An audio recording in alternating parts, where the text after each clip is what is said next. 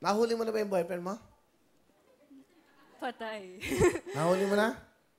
Oo. Paano mo nahuli? Normal. Normal lang yon.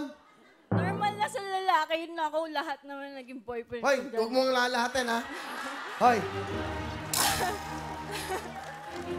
Baka... Based on my experience naman, experience mo yun. Will. Huwag naman nakakaano ka naman. Yung mga walang kasalanan, huwag yung damay.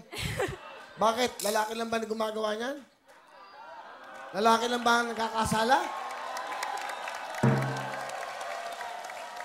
Lagi na lang lalaki, lalaki, lalaki, lalaki. Paano naman pag kami naman ang niloko? Paano naman? Kayo pa ang kinakampihan. Atoti! Atoti! Atoti boarding! Atoti boarding! Oh. Baka kasi nagkukulang kayo, Will. Binibigay naman namin lahat, pero hindi pa rin kayo nakukontento.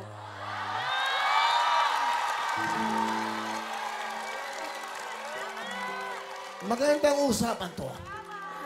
Sino ang nagbigay naman sa anas kay Adan? Sino ang nag-tempt sa kanya? Nakainin yon. Sino ang pinakain nyo? Hindi ba wala kaming kamamuang-muang sa mundong ito?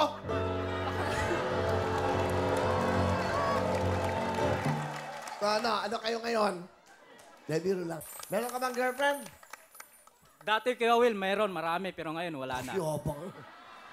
Bakit? Ba't wala ka ng girlfriend ngayon? Manluloko! Ha? Sino ang mga manluloko? Yung mga babae, kahit binibigay ko na lahat, Kuya Will, ginagalingan ko pa. Naghahanap pa. Ha? Ala. Kala nyo, lagi na lang lalaki, pinagbibintangan nyo, lagi na lang kami may kasalanan. Ano ba niya, ha? Ano? May mga lalaki kasing di marunong tumanggap ng pagkakamali, kaya sinisisi na lang sa babae. At may mga lalaking hindi na nakukontento sa isa lang. Sagot! Tinatanggap naman namin yung pagkakamali niyo, pero paulit-ulit lang ba? Ano? Yan! Kami lang ba talaga yung nagkakamali o sinisisi nyo lang kami?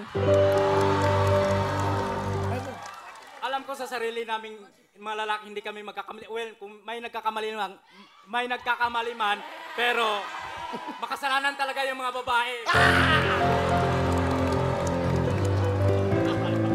Biro-biro lang yan. Pero, whatever it is, lokohin ka, manloko ka, pa sa sarili mo, dapat, pag nagkasala ka, tanggapin mo. Yeah. Yun naman eh. Apologize.